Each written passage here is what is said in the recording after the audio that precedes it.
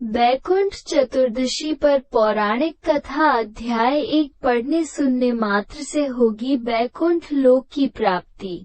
भगवान शिव ने भगवान विष्णु की भक्ति की परीक्षा लेने के लिए एक फूल को छिपा दिया था। जब भगवान विष्णु को कमल का फूल नहीं मिला तो उन्होंने अपनी एक आंख भोलेनाथ को दान करने का विचार किया। क्योंकि विष्णु जी के नेत्रों को कमल नेत्र भी कहा जाता है। आपने वीडियो देखने से पहले चैनल को लाइक करें और नए हैं तो सब्सक्राइब करें। अब वीडियो शुरू करते हैं। बैकुंठ चतुर्दशी की पौराणिक कथा के अनुसार एक बार की बात है, नारद जी पृथ्वी लोक से घूमकर बैकुंठ धाम पहुँचते हैं। भगवान विष्णु उन्हें आदर पूर्वक बिठाते हैं और प्रसन्न होकर उनके आने का कारण पूछते हैं। नारद जी कहते हैं, हे प्रभु, आपने अपना नाम कृपा निधान रखा है। इससे आपके जो प्रिय भक्त हैं वही तर पाते हैं। जो सामान्य नर नारी है वो वंचित रह जाते हैं।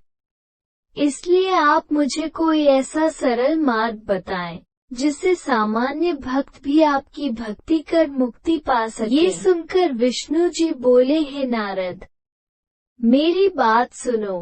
कार्तिक शुक्ल पक्ष की चतुर्दशी को जो नर नारी व्रत का पालन करेंगे और श्रद्धा भक्ति से मेरी पूजा अर्चना करेंगे, उनके लिए स्वर्ग के द्वार साक्षात खुले होंगे।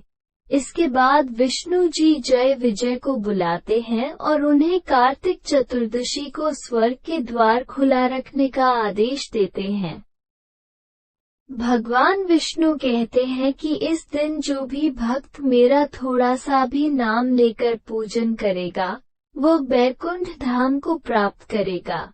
कथा 2 करोड़ों सूर्यों की कांति के समान वाला सुदर्शन चक्र जो शिव जी ने दिया था श्रीहरि विष्णु को, पढ़े कथा।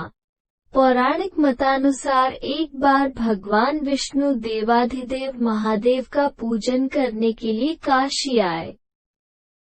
वहां मणिकर्णिका घाट पर स्नान करके उन्होंने 1000 स्वर्ण कमल पुष्पों से भगवान विश्वनाथ के पूजन का संकल्प किया।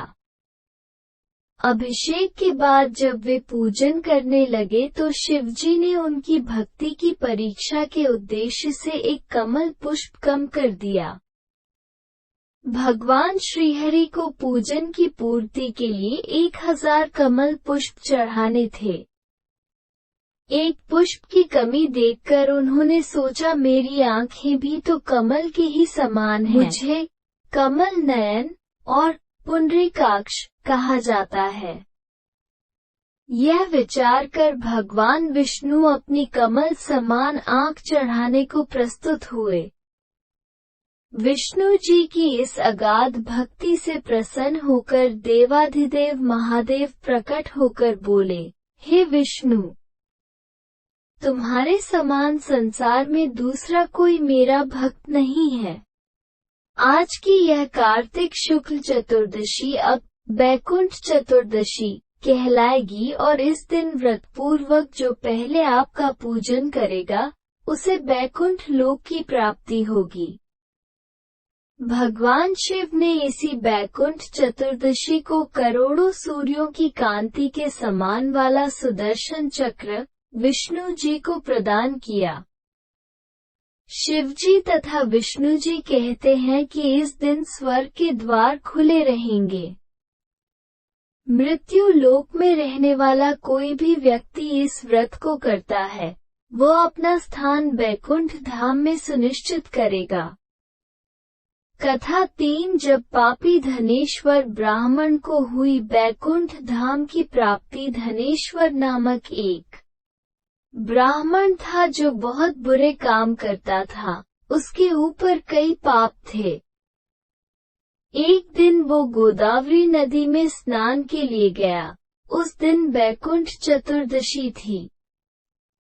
कई भक्तजन उस दिन पूजा अर्चना कर गोदावरी घाट पर आए थे। उस भीड़ में धनेश्वर भी उन सभी के साथ था। इस प्रकार उन श्रद्धालुओं के स्पर्श के कारण धनेश्वर को भी पुण्य मिला। जब उसकी मृत्यु हो गई तब उसे यमराज लेकर गए और नरक में भेज दिया।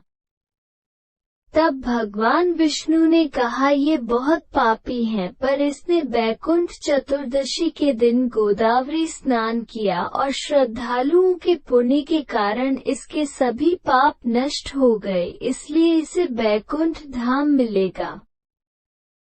अतः धनेश्वर को बैकुंठ धाम की प्राप्ति हुई। वीडियो अच्छा लगे तो लाइक करो और चैनल पर नए हैं सब्सक्राइब करें और कमेंट करें। हमेशा की तरह जय हरि विष्णु जी। धन्यवाद।